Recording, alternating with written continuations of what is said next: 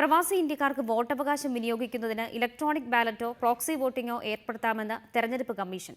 വോട്ടവകാശം ഏർപ്പെടുത്താൻ കേന്ദ്ര സർക്കാർ വിജ്ഞാപനം പുറത്തിറക്കണമെന്ന് കമ്മീഷൻ സുപ്രീം കോടതിയെ അറിയിച്ചു. പ്രവാസി ഇന്ത്യക്കാർക്ക് ഇലക്ട്രോണിക് ബാലറ്റും പ്രോക്സി വോട്ടിംഗും ഒരുക്കുന്നതിനെ സിപിഐഎമ്മും സിപിഐയും എതിർത്തതായി സുപ്രീം കോടതിയിൽ സമർപ്പിച്ച റിപ്പോർട്ടിൽ കമ്മീഷൻ വ്യക്തമാക്കിയിട്ടുണ്ട്. പ്രവാസി ഇന്ത്യക്കാർക്ക് വിദേശത്തിരുന്നു കൊണ്ട് വോട്ട് ചെയ്യാനുള്ള അവസരമൊരുങ്ങുന്നു.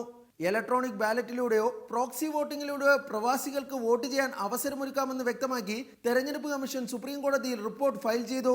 പ്രവാസി ഇന്ത്യക്കാർക്ക് ബാലറ്റ് പേപ്പർ ഡൗൺലോഡ് ചെയ്ത് വോട്ട് രേഖപ്പെടുത്തിയ ശേഷം പ്രത്യേക കവറിലാക്കി വരണാധികാരിക്ക് അയക്കാം.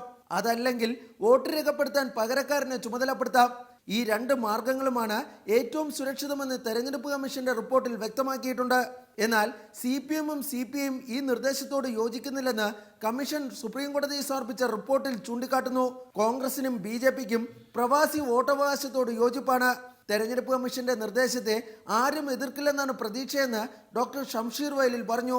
ഇതിപ്പോൾ ഇലക്ഷൻ കമ്മീഷൻ ഇന്നത്തെ റിപ്പോർട്ട് വായിച്ചു കഴിഞ്ഞാൽ തന്നെ അതിൽ തന്നെ ഓരോ പാർട്ടികളുടെ നിലപാട് അതിൽ വ്യക്തമാക്കിയിട്ടുണ്ട്. അപ്പോൾ അത് വായിച്ചു നോക്കി കഴിഞ്ഞാൽ ഇപ്പോഴത്തെ ഈ ഗവൺമെന്റിന് വലിയൊരു എതിർപ്പില്ല എന്നാണ് നമുക്ക് കരുതേണ്ടത്. കാരണം അതിൽ ഓൺലൈൻ ഇപ്പോൾ ഈ ബാലറ്റ് ആയാലും പ്രോക്സി വോട്ടിംഗ് ആയാൽ തന്നെ ഈ രണ്ട് ഓപ്ഷൻ വോട്ടറിന് കൊടുക്കുക എന്നുള്ളൊരു തീരുമാനമാണ് ഇലക്ഷൻ കമ്മീഷൻ ഇപ്പോൾ എടുത്തിരിക്കുന്നത്. ഒക്ടോബർ 31 സുപ്രീം കോടതി തെരഞ്ഞെടുപ്പ് കമ്മീഷന്റെ റിപ്പോർട്ട് പരിഗണിക്കുന്നത്.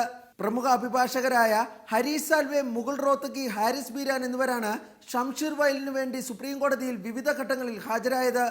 B Balagopal, reporter, Delhi.